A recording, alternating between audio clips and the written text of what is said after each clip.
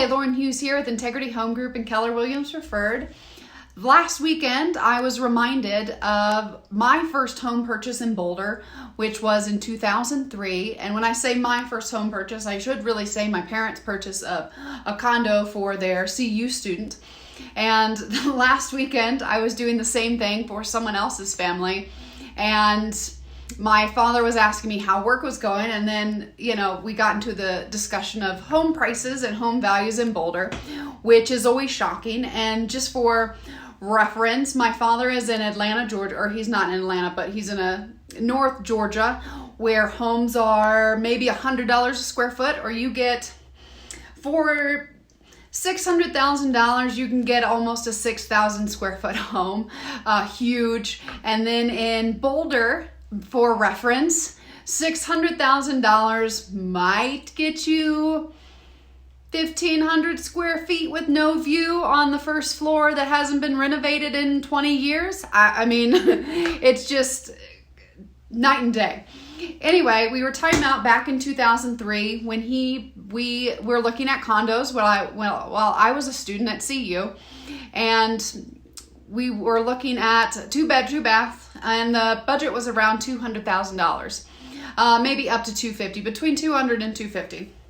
And we had a decision to make, and we were weighing 2 options. The realtor, who is actually still a licensed broker in the state of Colorado and still doing a fantastic job, and so where props are due, props should be mentioned. So Stephanie, the owner of Housing Helpers down on Baseline, was our realtor in 2003, and now she's expanded into multiple states and doing amazing things. And so I'm sure she's doing she was a very good realtor in 2003, and I'm sure she's even a better one now. So we actually worked with her, and her advice was to buy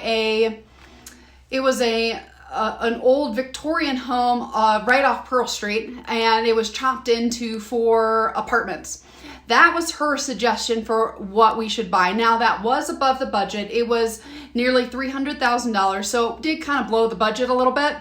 And then the other unit that we saw was off Baseline near Foothills, and it was just a 2-bedroom, 2-bath built in the 80s without much flair to it. I'd just say kind of a standard unit. And I believe that we paid $219,000. So we're talking a pretty significant price difference here. But the realtor really wanted us to get this house right off Pearl, because she goes, this is for your daughter. She's not going to be in school forever, even though I was there a little bit longer than 4 years. She's not going to be there forever. You want an investment. Well, my dad didn't listen, and we actually talked about that a couple days ago, and he was just like, how much is the house worth? Well, he actually got rid of the apartment that we did end up buying. We bought the one that was $219,000 off Baseline, and it has appreciated 27% over 18 years. So between 2003 and 2021, it is now worth about $279,000. So it has appreciated by about 27%. Now, what he really almost fell out of his chair, he goes, by chance, Lauren, did you see the house Stephanie wanted us to get? And I was like, of course, Father, I have looked at that because it makes me want to vomit. And that house, right off Pearl Street, Victorian home, beautiful. It is now, those units are selling for well over $1 million. And if we had gone with what our realtor had said, that appreciation would have been over 330%.